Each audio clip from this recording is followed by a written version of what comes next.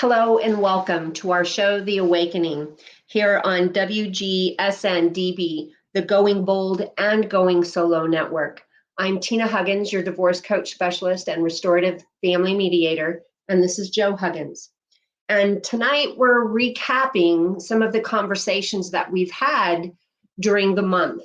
And we might even do a little bit of recap of going into January, but we're going to talk about some of the things that we've talked about this month, and then we're going to kind of give you a sneak peek into what's coming next week with Victoria, let's see if I can say it right now, Kirilloff. So one of the things that we talked about this month, we talked about a lot of different things. So what stood out to you probably the most, Joe? When Crystal found her tenant. Not Crystal. So we Victoria. haven't. Victoria hasn't aired yet. So right. So Crystal was our intimacy when we talked about intimacy. That was very interesting. Yeah. And so do you think that was probably of all of our shows, that was the one that stood out to you the most? So I liked it because we had a guest, and she's very interesting and informative. So what stood out for me is to break the boundaries of comfort zone, because talking about intimacy with two other gals. So welcome to the real world. You're the only guy. Yeah. So I know anyways, and because you are a guy, we know what the guys talk about in the locker room. Well, girls have our own conversation in our locker room too. We talk politics. Yeah, okay. That's what we're calling it today. So I liked the talk with Crystal as well. We talked about topics that don't normally get talked about. And because of that, I had several people reach out to me right after that show and said, oh my gosh, that was so great, because that's a topic that I struggle with communicating to my own husband.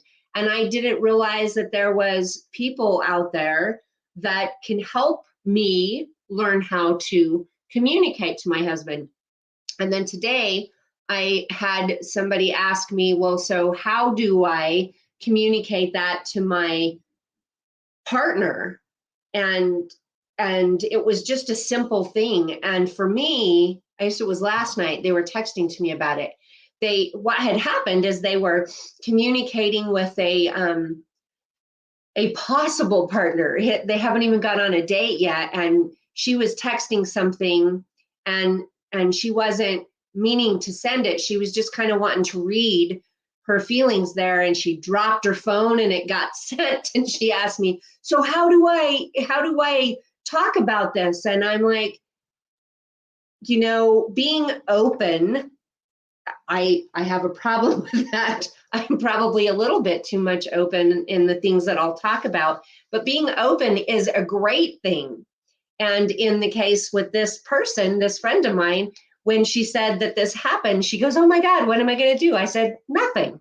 You just drop it on the table and let it sit there. If they want to pick it up and have the conversation about it, great. If not, just let it go until it's gone. So I thought that conversation and the conversations we had with Crystal, anal sex was even brought out in that conversation. It was like, oh, wow, we're going there in this conversation. So there's a lot in the world that, especially partners that get together, you date, and dating is supposed to be the time that you get to know your partner. You date, you go out, you talk, you ask questions. We met each other on Match. And so a lot of those pre-questions were asked through text, like, what do you like to eat? And what do you do for fun? And then what's your favorite color? I think that's an interesting one. It's like, well, what difference does that make? But it was fun for Joe and I, because we found out our favorite color was blue. So we shared that And it was a good conversation piece for us when we first got together because he has blue eyes. They're probably red right now. And so on the talk with Crystal, was there things that stood out in that, maybe that you learned? Oh, golly, this is cold turkey. Thank you. Well, you were gone all day. Yeah, I was. I just popped in, so here I am. Oh, man. Talking about intimacy and what she said. Man, I'd have to review it. I'm sorry. I just cold turkey here, so Well, you're going to have to help me out. Most of the time when we were going through that, you had notes. And you kept saying, but you were reiterating everything from the notes. Right. I wish I had those notes. That's That's what happens. Yeah, where's my notes? I don't take your notes. Gosh. Oh, man. Thank you, Tina. You're welcome. Let's go to Tina and then back to me because I'm going to have to. I was out at the lake property all day today, chainsawing, so my mind was there. So. Yeah. But I'll get with the program. We're just right on Tina's shirt tails here. Yeah. You can sit on them, that's for sure. They're long enough today. So then one of our talks that we did early in the month was on narcissistic abuse, types of narcissistic abuse. So if you can remember back about those types, what are some of the types either that you remember we talked about or things that as I ask a question that kind of pop up about the types of abuse? So financial abuse pops up, and I didn't realize how bad it was until actually I was in court, going through divorce court, and I realized I was not going to get my share. She already spent tons of cash, and so that's very abusive when you are told by your lawyer that you're going to get your part in permanent orders and then you don't. So it became more abusive at that time. But yeah, when she had her own private account, her own savings account, and I had no idea about it until I was ready to split from the house. And that's when I started going, well, I don't have anything to lose. So when she wasn't home, I just went through her stuff, which I'm not a snoop, but I needed to know before I left. It was the office, and the money in the office, the money information in the office was marital. So that's not considered snooping. That's marital information. But I had had total trust in the marriage, and I shouldn't have, looking hindsight. And so anyways, I kind of got burned on that. So that's very abusive. There was physical abuse. And the cops were called at least, I'm going to say 3 times. And she wanted to get me arrested for abusing her. And I didn't abuse her. And the cops didn't believe it either. So they didn't arrest me. And I was pretty lucky because every time a police officer had come out, there'd be new ones. So what's the odds of like 3 different pairs of police officers coming out? And her saying that I struck her, I hit her. One time she even had a mark on her arm, and she said that I did that, and none of them believed her. So, so what would you call that kind of abuse? Police abuse? Well, not police abuse, but it's a form of legal abuse. Legal abuse, right? And so with that topic, my dad was married. He's now on his 4th wife, and he's had that same kind of abuse.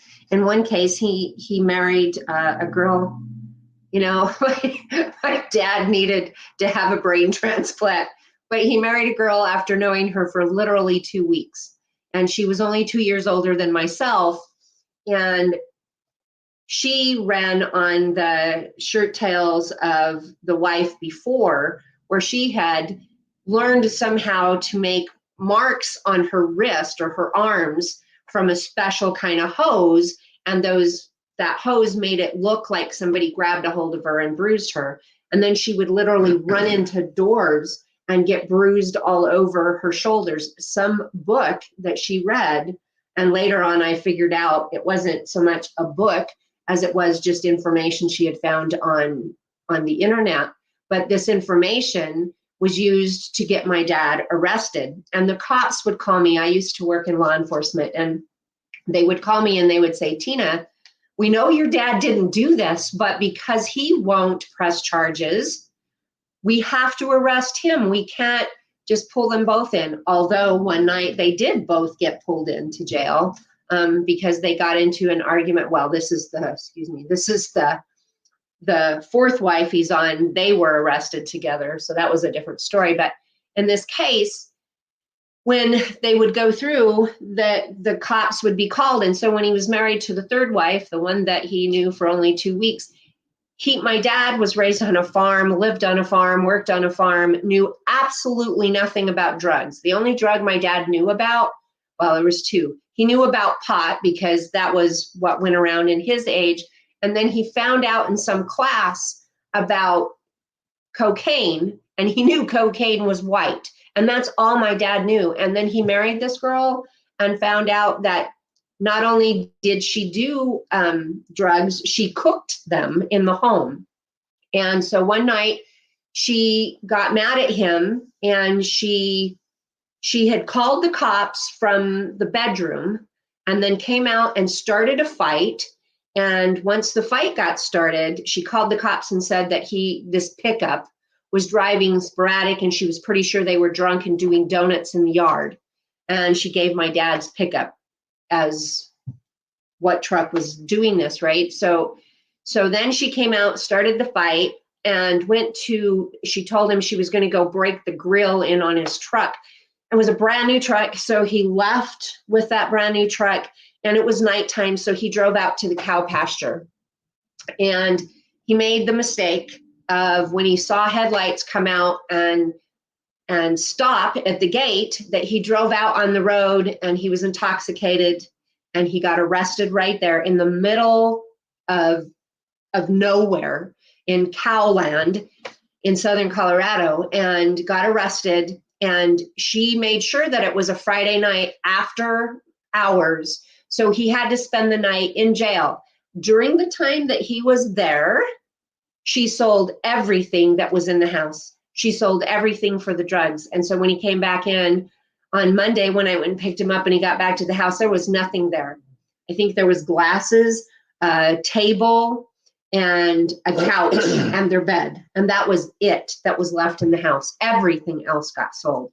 So that was, legal abuse, in the fact that they're using the police officers, not just one, but in this case, there was several that was involved in this situation. She uses them as a weapon. She used them as a weapon. Right. And that happened to my dad several times. In this case, it was the worst situation. But yeah, that's a form of legal abuse. And so in the abuse aspect, I know that you had financial abuse, and then you talked about the legal abuse, using a cop or cops as weapons. And so I know from doing paper investigation for your attorney that the legal abuse was drastic. The gal, it was, as Joe has put this several times, it was a perfect storm, because he had a lawyer that couldn't do his work. He was a chicken pecker on the computer, didn't know how to work with any apps, didn't know how to store things on a computer. So he had to have his assistant do it all the time, which then ended up in his pocketbook. Because he couldn't do it, he had to pay not just himself, but his assistant to do all this work. So he was getting kind of financially abused by his attorney as well. And then, of course, I was doing the paper investigation, and I could tell you what I saw, and it was stupid crazy at how much money and how many accounts this woman had. And she was moving money back and forth on a daily basis from account to account to account to account, like she did it all day long type of thing. And so hiding money, and then she stole all your children's money, Christmas money and birthday money. She was the custodian of their accounts, and Joe really fought for those kids. I was there when he would get mad at the attorney and say no, and he didn't even really care about his money in most of those cases. He was there fighting for his own kids' money that their mom took and stole from him, thousands of dollars in many cases. And then there was checks that she just refused to cash for absolutely no reason, or the fact she didn't want them to be seen and known that they were cashed. I mean, I found a $30,000 check that hadn't been cashed. I mean, there was tons of checks that hadn't been cashed. And all of that was in the legal abuse for you. Right. Wow. Man, a lot of things go through my head when you're doing that, saying that. And yeah, I fought for, I'll bet you, a year on and off to get my kids' money in the courts. At least a year. And they said, this isn't about your kids' money. This is about divorce. So that was it in a nutshell. I pulled other lawyers in, other people in to try to do that. And she's still the custodian to this day for the kids. And the oldest one's 31 down to like 25 years old. So I have a span of kids there. So the ex still has the kids' money. Well, after all this time. And talking with the kids, they've kind of wrote that off. They don't even care anymore. It's too bad, because I worked hard for that money, and yeah, we both put it away for them to use. Well, they could sure use it. I mean, they've had kids and they've bought houses and that kind of stuff. So they could use that money. That's what we put it away for. And their college. And then, they went to college. Some of them did. And they had to work through college, which builds a lot of integrity and that kind of stuff. But you want to help your kids out. And there was no money there for the kids' college. So it was a huge letdown for me. So. Yeah. So I know that she worked at the college, and when a parent or family member works at the college, usually the kids get discounts, They right? get discounts. Well, she didn't even allow that to happen. So she didn't fill out the paperwork. It's really weird. I don't get it. But don't try and figure out mental sickness. Yeah. That's the biggest takeaway right there. Is for years I was trying to figure out why she'd do this. Well, you don't figure out. There's no reason. It's just mental, and you got to go, well, it's just crazy. So whatever crazy and it's is. a mental health issue. I remember taking a mental health test years back. For whatever reasons, we were taking this test, and it was interesting in the test, all the questions that they ask about your mental health. And it's not like they're asking you questions about your mental health that you're going to be able to truthfully tell them, because a narcissist or somebody who has mental illness is not going to be honest with that, partly because they think they're being honest when they answer the opposite of that. So the questions are not about that. The questions are about your sleep patterns, about your diet and your exercise patterns. And there was like 100 questions on this test, and there'd be several about sleep, and they would ask the same question just in different ways, trying to see how you answered it one way versus how you answered it another way. It was kind of interesting in the psychological aspect to see what a psychotherapist would put, the test that they do. The test wasn't administered to us from a psychotherapist. It was part of a fact gathering type information. So it was interesting.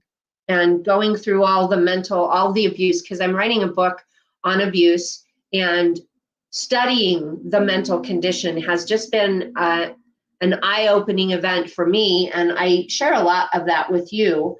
As of course you share so much with me of what you experienced. And that is a learning process as well. So that's the financial abuse. And that kind of takes us into the next show that we had, which was about raising children with a narcissist. Right. Yep. They love being in control no matter what. Over the kids, they want to be in control over the kids, which makes kids rebel, of course.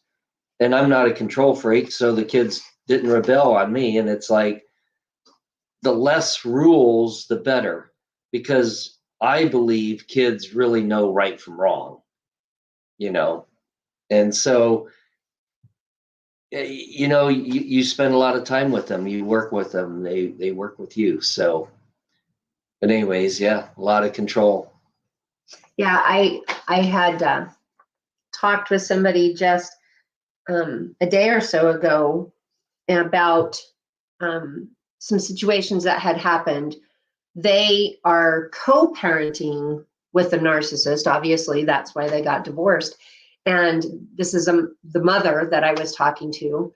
And she was telling me stories about what the father was telling the children. And so Tina Swithin has written several books, and I will give you some of those books' names here in just a little bit. But they talk about, Tina Swithin actually doesn't believe or doesn't use the term, we'll put it that way. And then I went and lost the name of the term just because I know that she doesn't like it. But it's alienation, and she doesn't like the term parent alienation or child alienation, however that's used. But alienation is really a good word, because one parent will alienate, tell the children something to alienate them or to get them, it's basically gaslighting the child to believe their narrative is right and not what they think is right. For instance, this gal was telling me a story that she was serving spaghetti to the kids, and dad called. It was time for him. He wanted to do his nightly conversation with the kids. And he says, "Oh, what are you guys eating for dinner?" And they said spaghetti. And he's like, "Oh, great. How awesome. Is it like that really expensive restaurant spaghetti that we had when you were with me?" And the little girls said, "No." And he says, "Oh, then it's probably not very good." The mother is standing right there listening to it. He doesn't see her, I guess, on the phone, but she's hearing all of this. And there was a time that I guess he was outside and he called the kids. It's raining. It was, I guess he didn't live very far from where his kids lived, and it was raining outside. And he calls the kids and he's frantic. He's like, "Oh my God, it's raining, it's raining. I think I might get hit by lightning." And the little kids are just scared. Mommy, dad might get hit by lightning. And the wonderful thing about this mom, and I've asked her to write a book about this because she's so good at it.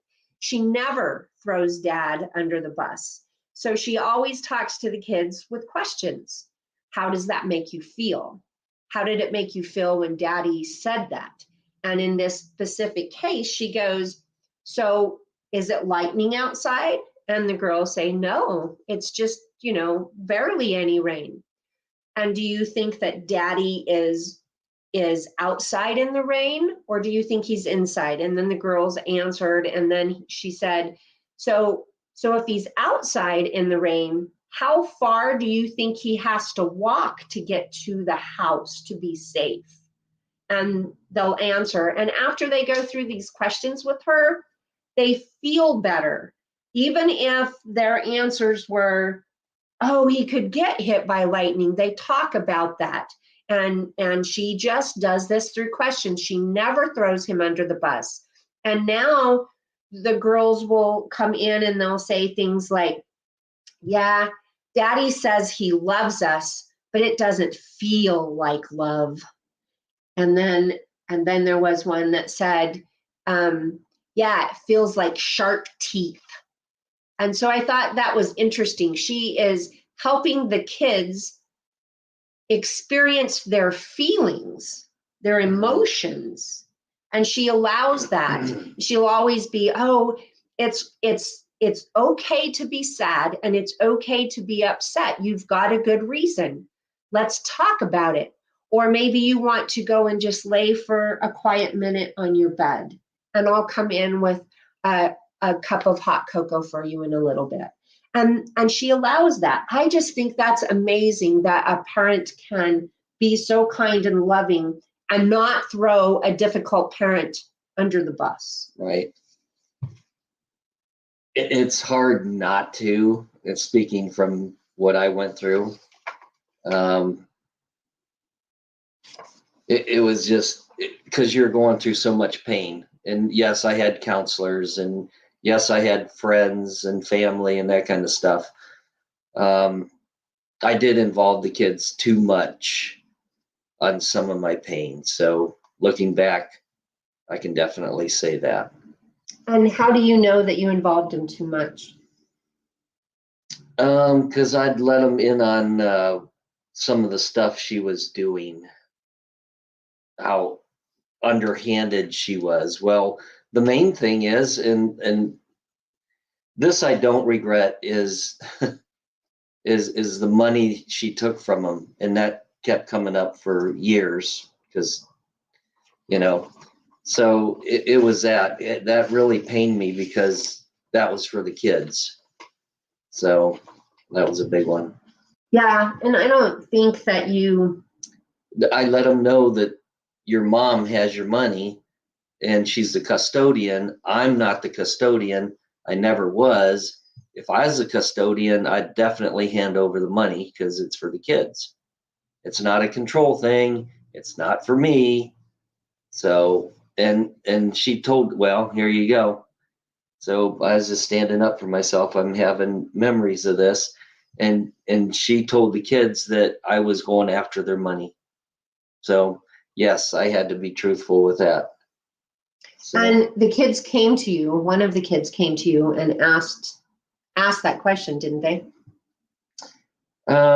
yeah, one of them did. And one of them was able to get some of their money back. And I'm not sure how she did that, but I know she went to the bank and got a portion of it. She couldn't get it all.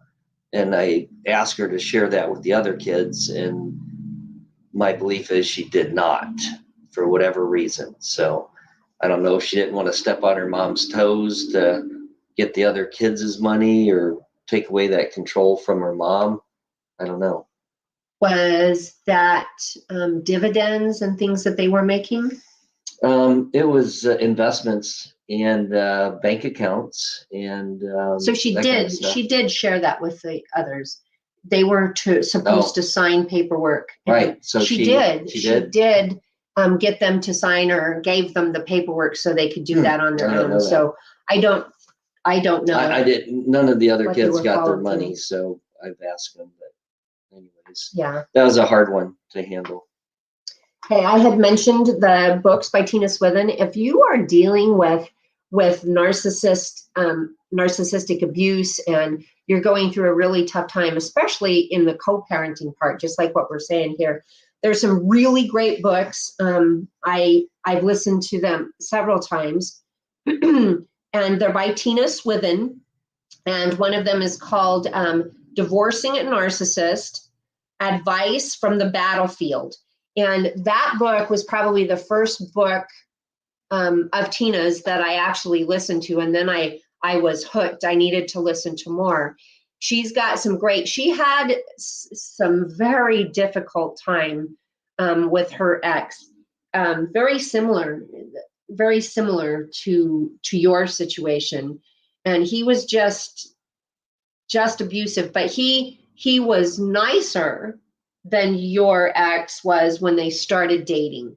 And so she really thought it was very love bombing. And she thought for the longest time that he was telling her the truth about how wealthy he was and how much money he had, when literally everything was going on credit cards. And then he had a business and partner. And anyways, that's where you hear that story, is in that book. And it's called, again, Divorcing a Narcissist, Advice from the Battlefield. Another book that she had was just Divorcing a Narcissist. And then one that was kind of fun, and it was different, especially in the way that she wrote it. And it's called The Narc Decoder, Understanding the Language of a Narcissist. And so it helps you to read what they said and what is really meant by their statement. So that was kind of fun for me to read. And I think I read through that one at least twice, trying to go through, because it was just kind of fun to go through and see, and then reread things that I had gotten from your ex, from people that I was dealing with, that I was dating actually. And so I could definitely see how her narc decoder was definitely pretty spot on some of that. So we talked about recovering. You talked about recovering from narcissist abuse. We didn't talk about this earlier in the month, but recovering, I mean, that's where you're at now, is recovering from narcissistic abuse. Right. So it has gotten better with the years. That's the water gone under the bridge, over the bridge, that kind of thing. So it has gotten better, of course. Well, some people get worse, but freshly right out of the divorce, I joined a membership at a health club, and I loved it. And I loved that one so much, I joined another health club that did cardiovascular and teamwork. So we had these like little groups of teams and that kind of stuff. And that helped me out so much. And stepping out of your comfort zone and doing, I never looked at myself as, I didn't think I'd enjoy working out with other people and that close group type thing, but it was a game changer. And you're around healthy people. That's what you that's what you need, is healthy minded people, not sitting in a bar, crying over a beer or whatever. But in a health club was fantastic. And I included my kids in on it too. I'd ask, and I have 6 children, they're all grown, but they'd go work out with me and that kind of stuff. That's super important to include your kids and your friends and just build that support. And that was one of the highlights, even coming out of a ugly marriage. You got to do something good for yourself. So treat yourself good. Just live good and be the happiest you can be. Because I had a realtor friend that said, happiness is the best revenge on your ex. So there you go. Well, then you've got a lot of revenge going on, because you are the happiest. I mean, I think we both are. This is the happiest I've ever been in my life. Excellent. Yeah. And so it is a possible thing. And so one of the things that Joe touches on here is that you've got to have self-care. And I had a client yesterday who had mediation, and the mediation went really well. We had done pre-mediation work beforehand.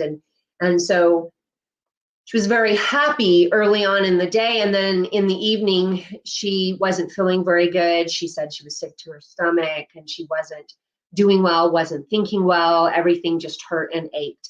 And that's normal. We know that digging a ditch, I always call it digging a ditch. So when we dig a ditch, when we work out really heavy, when you go cut trees down like you were doing today, that's physical activity. And yes, you're tired and you generally sleep pretty good. But we don't often think about how much brain activity is involved in something like a mediation. And so after we talked for a little while, then I told her to get to bed as early as she could. Self-care, specifically sleep, is so important.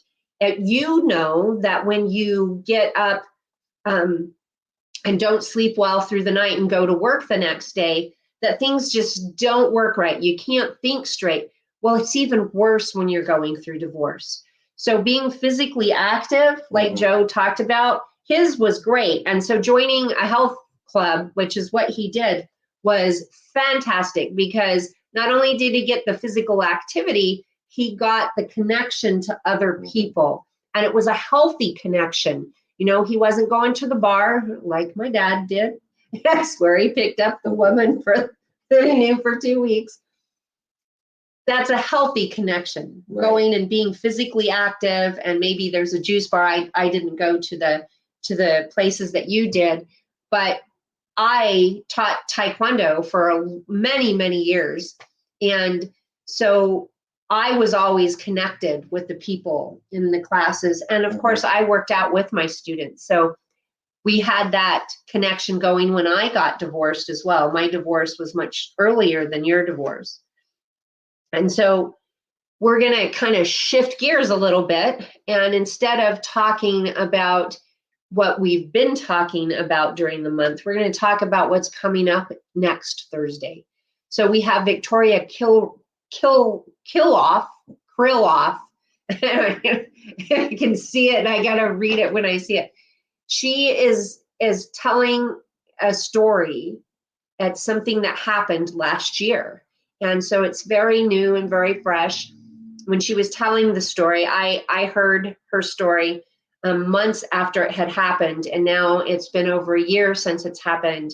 And the story has had some development in there that I didn't know about until we taped that. So next Thursday, we've actually already taped that. So we know, and Joe kind of almost gave things away because he's had that conversation with Victoria. And so you're going to hear just how bad narcissistic abuse can be next Thursday. So without giving anything away, what can you say about that? It's a serious thing, so take it seriously and protect yourself, because you don't want to give them the upper hand, because they'll abuse you every which way they can. And they'll just keep doing it. And so get out, get help, get out. And Victoria is a CDFA, and CDFA means Certified Divorce Financial Analyst. And we, as Joe said, after he talked with her, he's like, God, I wished I had you on my team back when I got divorced. Victoria is an extremely intelligent money person. She's been doing numbers since she was a small child. Joe has this little story about a $50 bill. Mm-hmm. This is how he became an investor.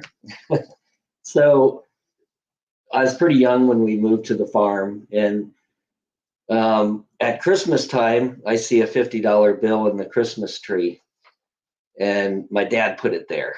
And so Christmas morning, I'm like wondering what that $50 bill is, and so he goes, Sonny, you can have that $50 bill, or you can have that calf out in the barn. Well, I took the calf out in the barn, hands down. And I raised that calf up, and this was way back in the 1980s, and I got $400 and some for that calf. So my dad was a great teacher of investments. And that's a little, I'll just say that's a little subtle lesson right there. And a lot of people will miss that. And what I did is, it was a great memory, great time. And so I took that one calf, raised it up, sold it, then bought 3 or 4 more, raised those up, sold them. And before I left the farm at the age of 19, I had like 25 cattle, and I had $10,000, maybe it was 11,000, 10 or 11,000. And I bought CDs with them. So back then they were paying 10% interest, because interest was way high back then. So anyways. So Victoria's story about how she got started as a CDFA is that she wanted a horse for her birthday. And so her dad made her do the financial analyst aspect of how much it was going to cost to buy the horse, how much it was going to cost to feed the horse and board the horse, and the gear that she was going to have, and how many hours she would have to work to be able to take care of the horse if she ended up with it as a gift. And that's how she ended up becoming a financial analyst. I think she was something like 10 years old. We'll have to ask her when she comes on live, because she will be with us 2 times next month. she'll be on our last show also. So she's going to be on our first and our last. And you'll be able to ask her any questions you want, because because she'll be live, and she will have her tell that little horse story, because it was a pretty fun story. So before we end things, is there any advice that you want to give anybody?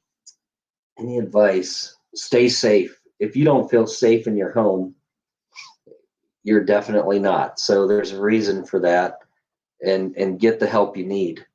And, so that's what I'd say. And that was a lot of last week's conversation is safety. You need to be safe. That's your kingdom. When you come home, that should be your safe haven, And so, we've got this on the bottom here. And so anybody that's in a domestic violence relationship, the domestic violence hotline is 800-799-7233. And that number again is 800-799-7233 or 800-799-SAFE. Okay. And if there's violence going on in your home at the moment, call 911. And like Joe often says, especially since we started these talks this month, is that once you've called the cops, press charges and don't drop the charges. Right. So important. Because if you drop the charges, they'll come back with vengeance. And I'm speaking from experience. Yes. And my dad got to experience the same thing. Right. So to contact me, you can contact me at coachtinalynn@gmail.com. It's here down in the bottom, coachtinalynn@gmail.com. And my website is divorcecoachspecialist.com. And if you want to talk to Joe, please get a hold of me on my email, and we will get you in touch with Joe. We want to wish you a very stay safe, right. And make sure that you're taking care of yourself, getting the rest, getting the food that you need, and getting the physical activity that you need. So we want to wish you the very best and blessings. Thank you for watching our show. If you've liked this and it helps you, please like and follow our channel. Thank you. Goodbye.